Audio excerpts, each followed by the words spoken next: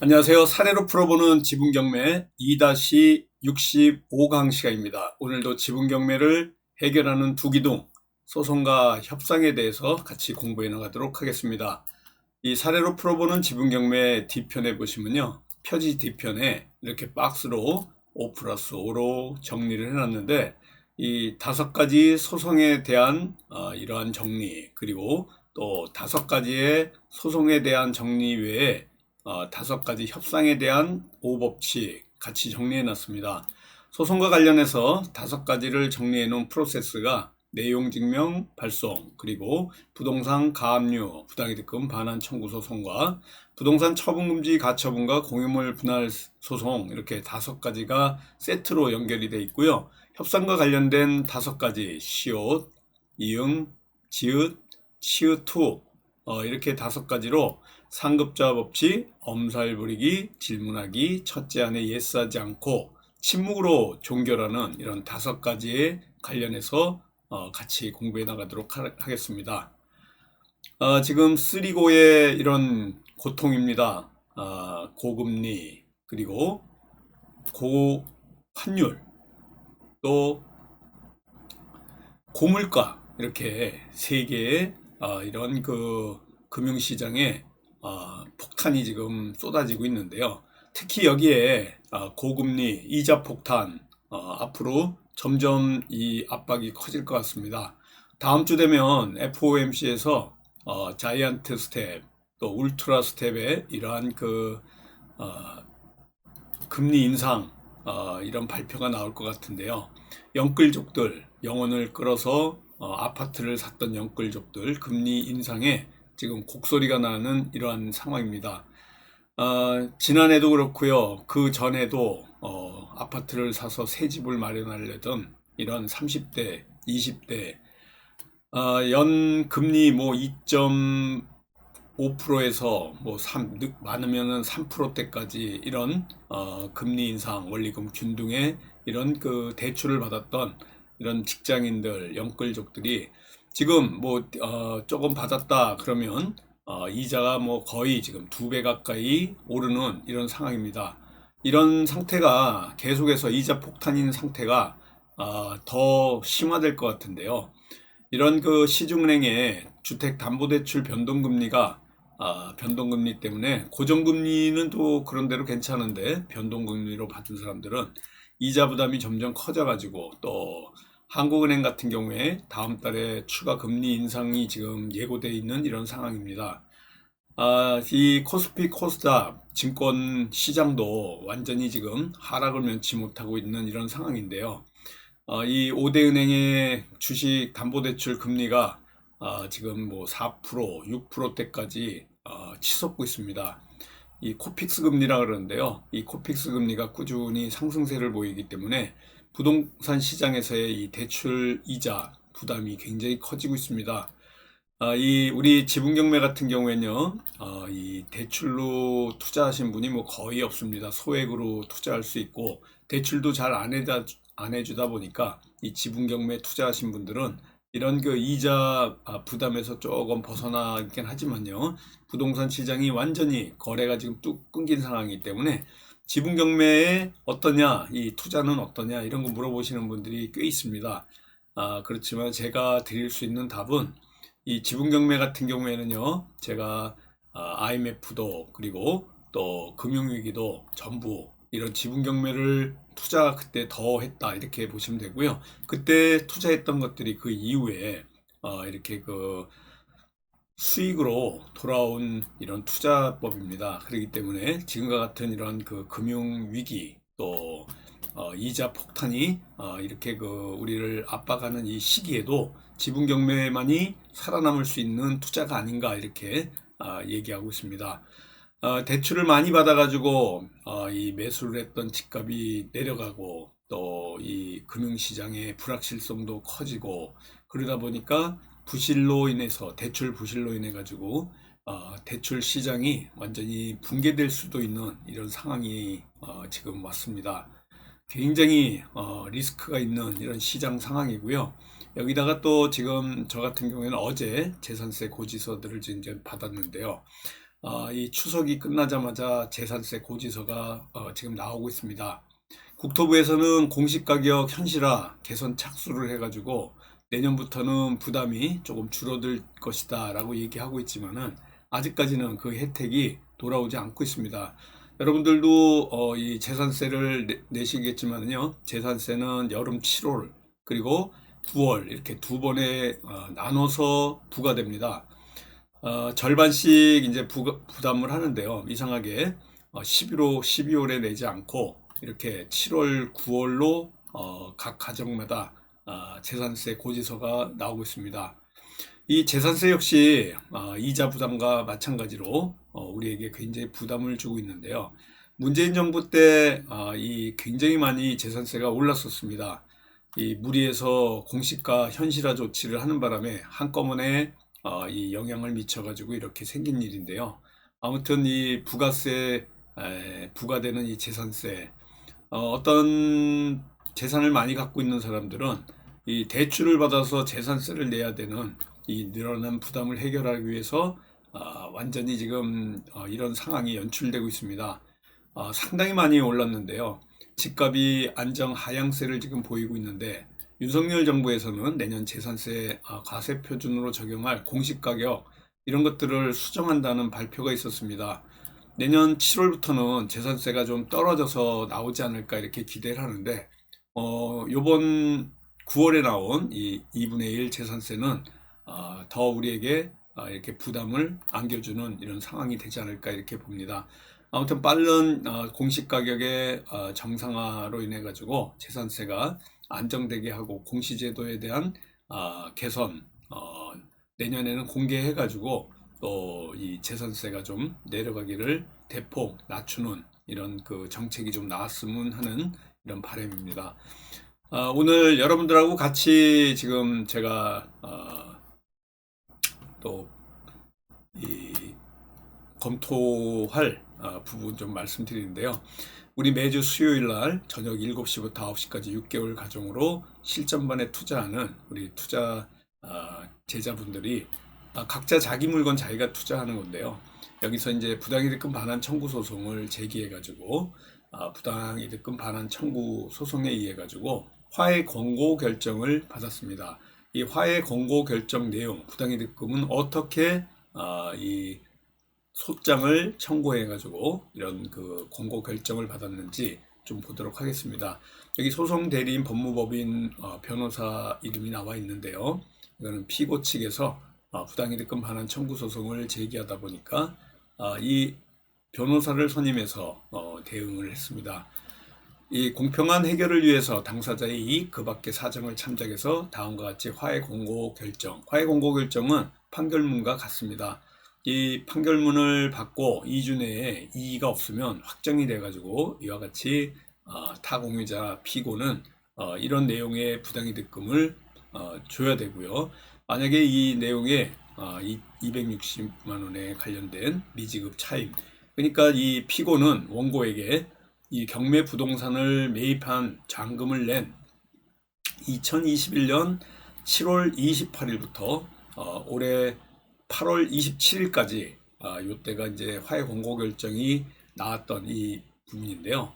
13개월에 지금 차임을 미지급 차임을 10월 31일까지 지급하라. 다음 달 10월 31일까지 지급을 해라. 그렇다 그러면 13개월 곱하기 20만 원 이렇게 곱해 보면 여기 있는 미지급 차임 260만 원이 됩니다. 지금 그러니까 한 달에 20만 원 정도. 지금 이 담당 변호사는 한 달에 10만 원 정도를 주겠다고 답변서에 왔고요. 우리 측에서는 이거보다 훨씬 많은 이러한 그 부당이득금을 얘기했는데 지금 월 20만 원 정도 이렇게 10만 원과 20만 원 사이에서 결정이 됐습니다. 3분의 1 지분에 관련된 아파트 3분의 1 지분에 관련된 부당이득금 금액이고요. 이런 것들이 어떻게 해서 이 확정이 되는지 이 근거 서류라든가 이런 것들 우리 실전반에서는 더 자세하게 담당 변호사들이 이제 이런 월 차임에 관련된 이 근거 서류들을 이제 증거물로 제시를 하는데요. 여기에 반박되는 정확한 정부에서의 통계 자료라든가 이런 그 월세 전환율이라든가 이런 거를 제시해서 또 이 두 가지 사안이 있습니다. 첫 번째는 전월세 전환율이라는 게 있고요. 두 번째는 이 동네에 전세금 시세를 일단은 두 가지를 알아야 이런 금액들이 나온다. 이 중요한 사안이 전월세 전환율이고요. 그리고 전세금 시세입니다. 피고가 위 돈 지급을 지체하는 경우에 원고에게 그 지급하지 않은 돈에 대하여 위 지급기일 다음 날부터 다 갚는 날까지 연 12% 비율로 계산한 지연 손해금을 더하여 지급한다. 그러니까 월 20만 원에다가 다음 달 이 260만 원 같은 경우에는 다음 달 10월 31일까지 지급하지 않으면 한 달에 이렇게 1%씩 올라갑니다. 그래서 2만 원 정도 되는 거죠. 2만 원에 이 또 이자가 붙는 꼴로 이런 그 이자까지 얘기가 지금 나오고 있습니다. 이게 화해 공고 결정의 이제 그 첫 번째 판결이고요. 두 번째는 피고는 원고에게 아까 말씀드린 그 13개월 지난 날부터 또 2년 동안 2024년 7월 27일까지 제1항 기재 부동산의 인도 완료일까지 매월 27일에 당월분 차임 상당 부당이득금 20만 원을 지급한다. 이렇게 매월 27일, 여기 27일이라고 돼 있죠. 그러니까 결국은 27일 날이 이런 차임을 또 원고에게 지급하는 이런 날짜가 됩니다. 세 번째 판결이요. 원고와 피고는 2024년 7월 28일, 그러니까 27일이 지난 28일부터는 차임 상당 부당이득 금액을 추후 협의한다. 그러니까 더 20만 원에서 올릴지 내릴지 그때 부동산 시장의 상황을 보고 결정을 하라는 아주 합리적인 이런 판결이 나왔습니다. 원고는 나머지 청구 포기하고요. 소송 비용은 각자 부담한다. 화해 공고 결정 같은 경우에는요. 이렇게 각자 부담한다고 나옵니다. 청구 취지하고 청구 원인에 대해서는 제가 이제 또 말씀을 드릴 건데요. 여기 보여드리는 것 같이 다시 한번 보여드리면 20만 원에 결정이 됐고 그동안 경매에서 잔금을 납부한 날부터 이 소송이 화해 공고 결정이 결정된 날 8월 27일까지 13개월 동안 260만 원 10월 요번 다음 달 10월 31일까지 원고에게 피고는 지급하고요. 만약에 지급하지 않으면 12%의 연체 지연 손해금을 또 내야 되고 여기다가 두 번째는 그 13개월 당연히 내고요. 10월 27일 날에는 20만 원의 매월 이 차임 상당의 부당이득금을 내야 됩니다. 물론 이게 상대가 이 판결문을 받고 14일 이내에 이 이의 신청을 하지 않으면 그대로 받아들여야 됩니다. 이런 내용이고요. 여기는 이제 그 부동산이 아파트입니다. 아파트의 3분의 1 지분 얘기하는 거고요. 그래서 이 전체 아파트에서 이렇게 그 9층까지 있는 이런 아파트입니다. 그래서 같은 내용은 이렇게 써주고요. 2층, 3층, 4층 이렇게 계속 쓰는 게 아니라 여기 보시는 것 같이 2층에서 9층이 같은 면적이면 2층 내지 9층이라고 별지 목록에 이렇게 기록을 하셔도 된다. 이 내용들 좀 보시고요. 여기 청구 취지는 원래는 원고가 이렇게 청구 취지에 판결문을 이 소송장을 부당이득금 반환 청구 소송장을 냈을 때 청구 취지의 내용입니다. 피고는 원고에게 1,400만 원 이에 대해서 7월 28일부터 다 갚는 날까지 연 12%의 각 비율로 계산한 돈을 지급하라. 이 금액은 우리 실전반에서요. 어떤 이 부당이득금 반환 청구 소송을 제기하는 데 있어서 부당이득금에 대해서 조금 더 받기 위한 협상의 하나의 수단으로 일반적으로 내는 소송장에 내는 이러한 순서들이 있는데요. 이 깊은 얘기들은 조금 우리 실전반의 노하우이기 때문에 혹시 궁금하신 분들은 제 그 HONG SEO 1022-hotmail.net에 혹시 궁금한 사항이 있으시면요, 메일에 여러분들이 좀 물어보시고요. 이런 물어보고자 하시는 질문 사항들이 있으면 제 메일에 질문하셔서 제가 도와줄 수 있는 한도 내에서는 여러분들하고 같이 소통하면서 하도록 하겠습니다. 제가 썸네일에 이 이메일 주소를 올려놓을 테니까 여러분들이 거기에 물어보시고요. 청구 취지는 이와 같이 청구 취지를 소장에 냈습니다.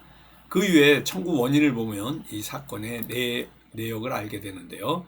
원고가 이 부동산 임의 경매에서 6천만 원의 아파트 3분의 1 지분을 낙찰받았습니다. 6천만 원의 낙찰받은 이 아파트 3분의 1 지분에 대한 월세가 월 20만 원이다. 이렇게 보시면 됩니다. 20만 원의 월세, 1% 같으면은 한 60만 원인데요. 이 금액보다는 조금 낮은 금액에 이런 월세 20만 원을 받게 되는 판결문이었습니다. 그래서 잔금을 납부하고 이 납부 날짜가 바로 28일이기 때문에 아까 매월 27일 날 20만 원을 원고에게 지급해라. 이 돈을 받기 위해서는 피고에게 전화를 걸던지, 전화번호를 아니까요. 전화를 걸어서 통장에 이렇게 지급해라고 연락을 해도 되고요. 근거를 남기려면 내용 증명을 14일이 지난 다음에 상대방이 이 화해 공고 결정문을 받은 지 14일 날 확정이 되면 내용 증명을 보내서 원고 이 통장 그리고 매월 260만 원하고 매월 27일 날 이렇게 보내라. 어느 통장에 이렇게 보내주시면 됩니다. 만약에 그걸 보내지 않는다 그러면 나머지 3분의 1 부당이득을 얻고 있는 지분권자에게 이 경매를 신청해도 됩니다. 그래서 이런 것들을 진행하는 거고요. 피고의 부당이득금, 이 원고 소유지분 이렇게 동의 없이 바로 또 정당한 권한 없이 여기에 살고 있다.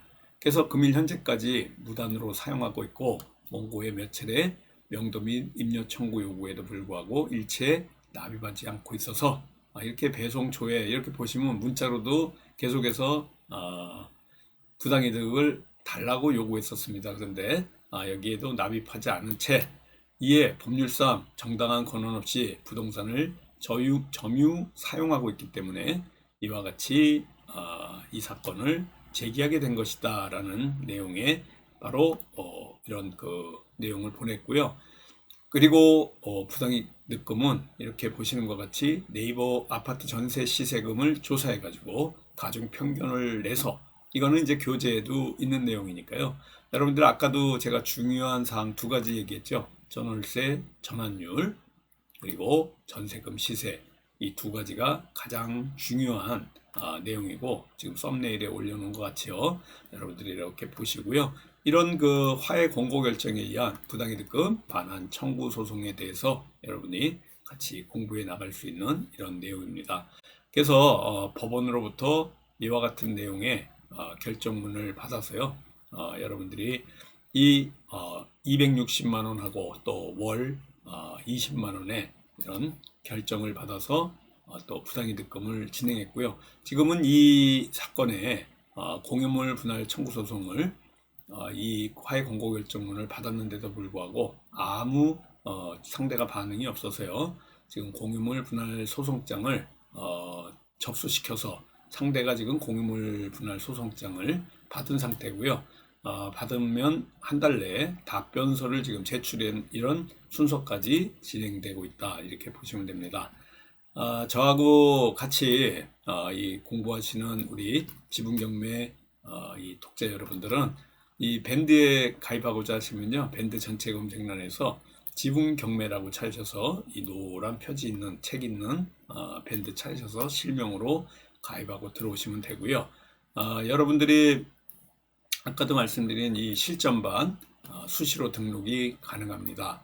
금주 수요일 돌아오는 수요일 21일 저녁 7시부터 9시까지 6개월 과정으로 이와 같이 수강을 할 수 있는데요. 여러분들이 혹시 청강을 무료로 청강하고자 원하시는 분은 우리 홍범기 사무총장님하고 한번 의논하셔서 참석해서 들어보셔도 좋습니다. 서초동 교대역 근처에 강의실에서 있고요.